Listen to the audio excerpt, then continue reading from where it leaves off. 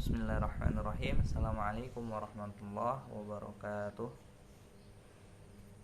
Alhamdulillah alladzi qad a'tana ni'matan katsiratan hatta nastati'a an najtami'a fi hadza syahr Ramadan.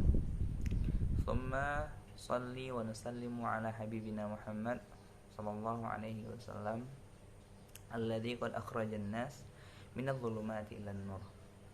Pemirsa dimanapun kita semua berada, mudah-mudahan kita selalu dalam rahmat dan lindungan Allah Subhanahu wa Ta'ala.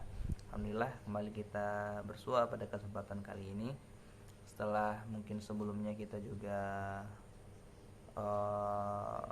sudah mengupload video yang pertama, di mana pembahasan sebelumnya kita membahas tentang bekal yang harus kita miliki, persiapan yang setidaknya harus kita miliki itu ketika menghadapi bulan suci Ramadan.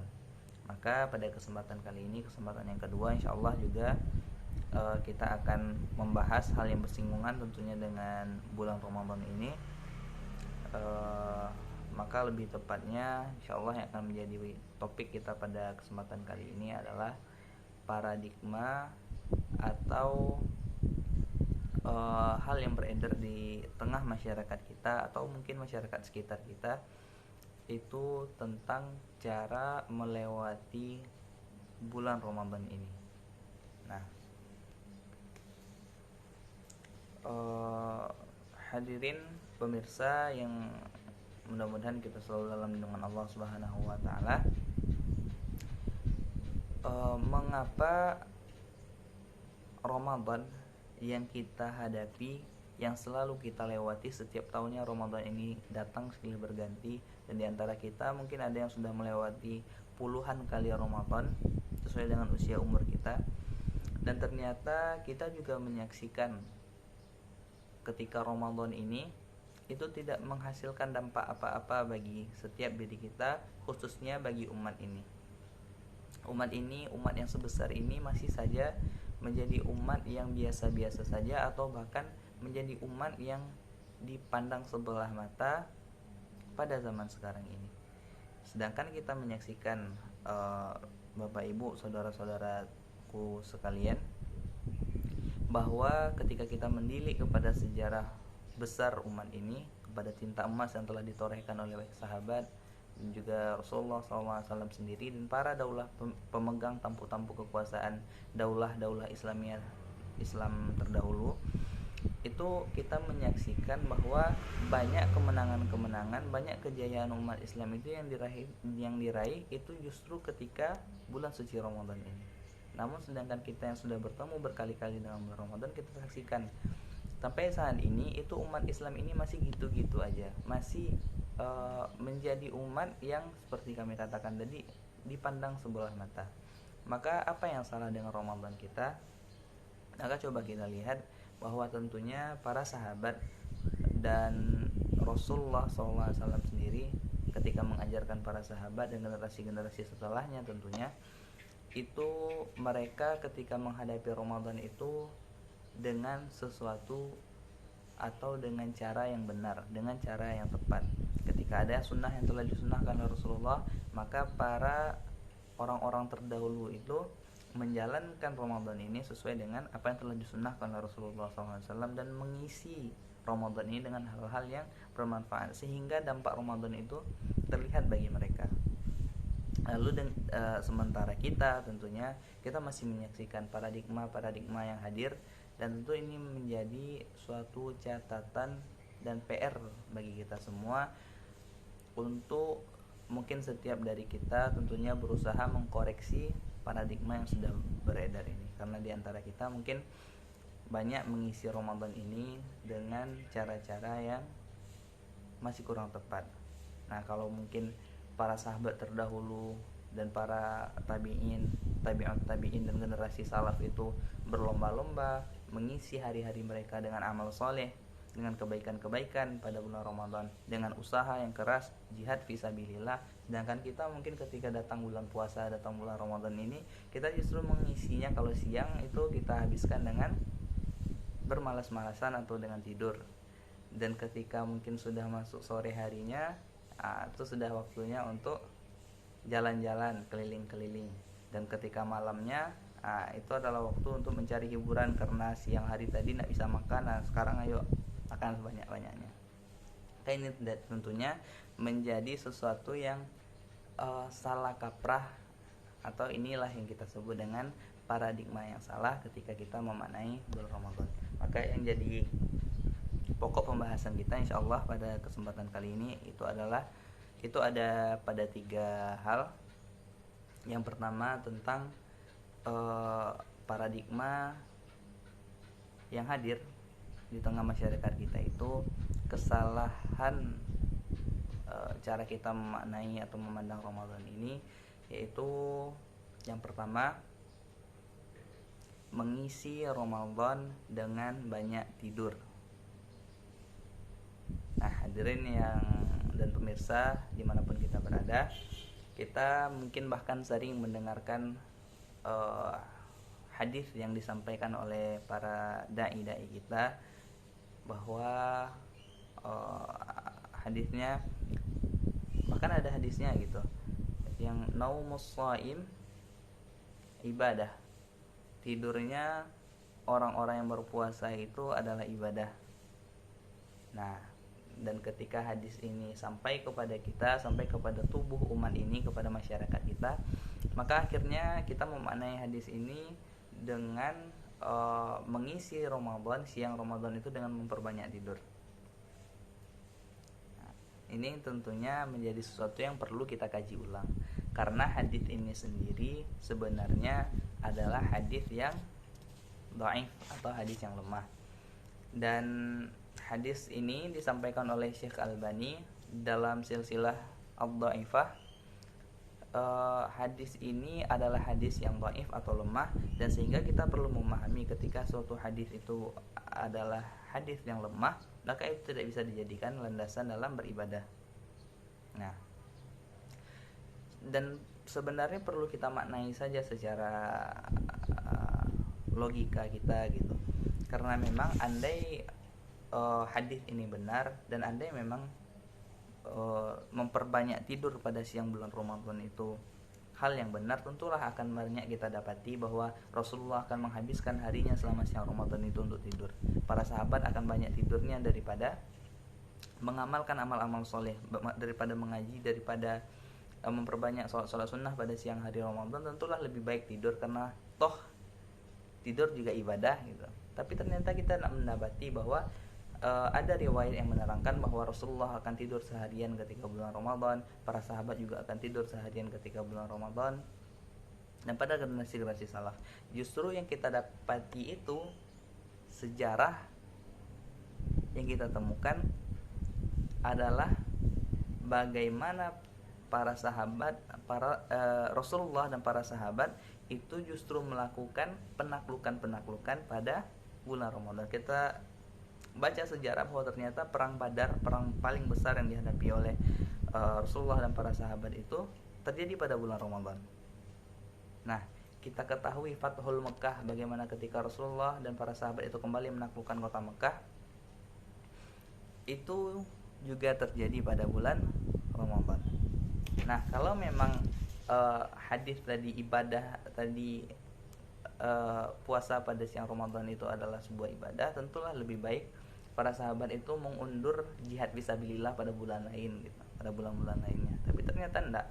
Justru momentum bulan Ramadan ini, karena pahala akan berlipat ganda, mereka jadikan sebagai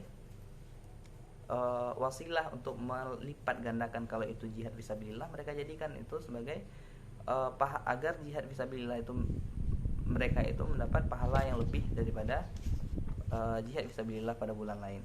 Nah, dan banyak lagi kasus-kasus, dan bahkan sejarah Indonesia juga kita saksikan itu. Kalau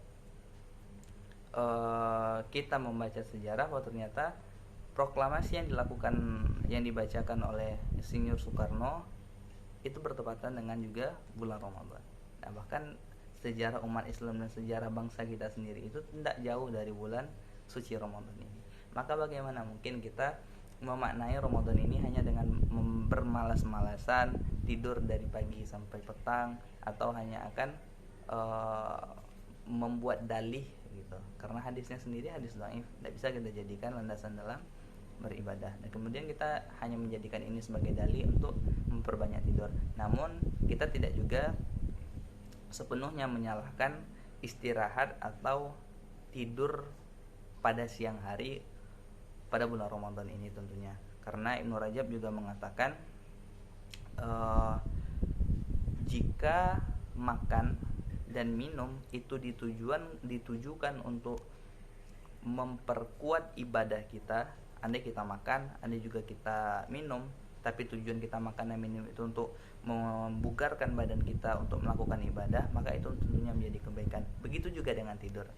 Andai kita tidur pada siang hari, kita tidur secukupnya pada malam hari, tapi kita niatkan tidur tersebut untuk memaksimalkan ibadah kita pada malam harinya misalnya, tentu ini barulah disebut dengan tidur yang menjadi ibadah bagi kita. Karena memang tidur kita ini kita persiapkan untuk ibadah yang lebih besar.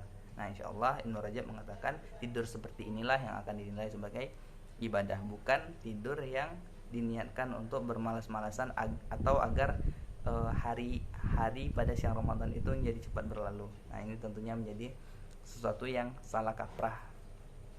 Dan itu pertama, paradigma yang pertama tadi adalah memperbanyak tidur pada siang Ramadan. Maka yang kedua adalah pelampiasan saat berbuka. Ini juga perlu kita pahami ulang, beredar di masyarakat kita, bahwa kita memahami sebenarnya puasa ini adalah wadah atau wasilah yang Allah hadirkan untuk kita, untuk melatih kita bisa menahan nafsu. Namun kita menjadi salah memaknai dengan ketika kita disuruh berpuasa menahan diri pada siang hari, ternyata ketika kita berbuka pada maghrib atau sore harinya, petang harinya, kita justru seolah-olah balas dendam.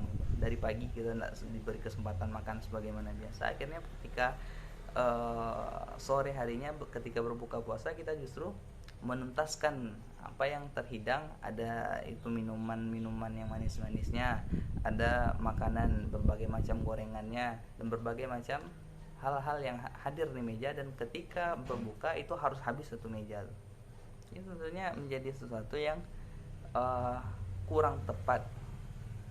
Nah, karena bahkan Rasulullah SAW sendiri juga mengajarkan kepada kita, idza aftara ahadukum falyuftir bitamri fa innahu barakah. Maka Rasulullah sendiri hanya mengajarkan jika kalian berbuka puasa, jika salah seorang di antara kalian berbuka puasa, hendaklah berbuka itu bitamri, dengan kurma. Fa innahu barakah, karena pada kurma tersebut ada keberkahan. Rasulullah hanya menganjurkan untuk makan kurma, sebenarnya itu yang menjadi sunnah Rasulullah. Tentu itu adalah hal yang ringan. Dan Rasulullah juga mengatakan fa in lam yajid tamra fal ma'u fa innahu tahur. Dan jika kalian tidak memiliki kurma, maka setidaknya minumlah air, karena itu akan melegakan bagi tenggorokan kalian. Karena memang kita perlu memahami juga ketika kita terlalu banyak makan, sebenarnya itu juga akan membuat tubuh kita lemah, tubuh kita akan terasa berat untuk melakukan ibadah, padahal kita memiliki PR yang banyak sebenarnya pada malam Ramadan. Karena kita juga dituntut untuk sholat tarawih, tentunya kita harus menuntut diri kita sendiri ya, untuk melaksanakan sunnah-sunnah pada malam Ramadan. Karena Rasulullah SAW sabda, man qama ramadhana imanan wa ihtisaban ghufira lahu ma taqaddama min dhanbi.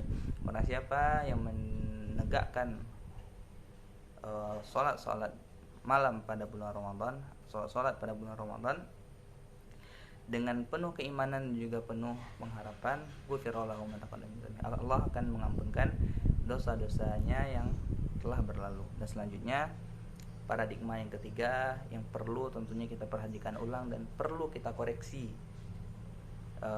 baik bagi diri kita, keluarga kita, dan masyarakat kita, itu adalah tentang ngabuburit.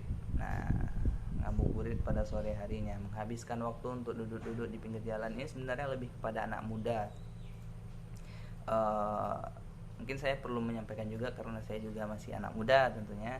Mari kawan-kawan sekalian, para adik-adik remaja, dan juga mungkin teman-teman atau bahkan mungkin ada di antara kita yang mungkin secara usia juga sudah dewasa dan tua masih hobi ngabuburit atau menghabiskan waktu lebih banyak di jalan gitu.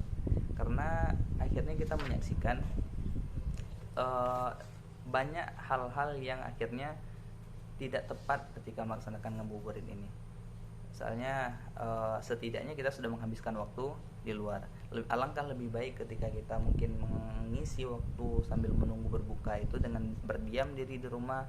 Kalau misalnya pemuda dan pemudi, lebih baiklah kita membantu orang tua menyiapkan makanan atau memperbanyak baca Al-Quran, zikir kepada Allah.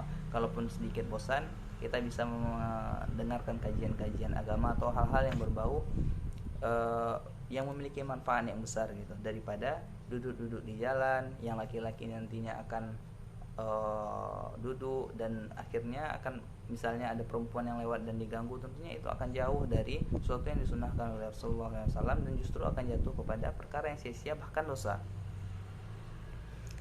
Yang Rasulullah SAW sendiri mengatakan, man lam yada' qauluz zur wal amala bihi wal jahla falaisa lillahi hajjatun an yada' ta'amahu wa syarabahu. Barang siapa yang tidak bisa meninggalkan perkara dusta, tidak bisa juga meninggalkan amalan yang berbau kedustaan atau kebohongan, dan meninggalkan perkara-perkara yang bodoh, maka sedikit pun Allah tidak akan memiliki urusan untuk menerima. Ia telah menahan diri untuk tidak makan, ia juga sudah menahan diri untuk tidak minum. Maka ketika orang sudah melakukan hal-hal yang bodoh ketika ia berpuasa, maka Allah tidak memiliki hajat, Allah tidak memiliki urusan dengan puasa yang telah mereka lakukan. Istilahnya, sederhananya, mereka berpuasa tapi Allah tidak menilai puasa yang mereka lakukan. Tentu kita berlindung kepada Allah Subhanahu wa taala dari perkara yang sia-sia ini.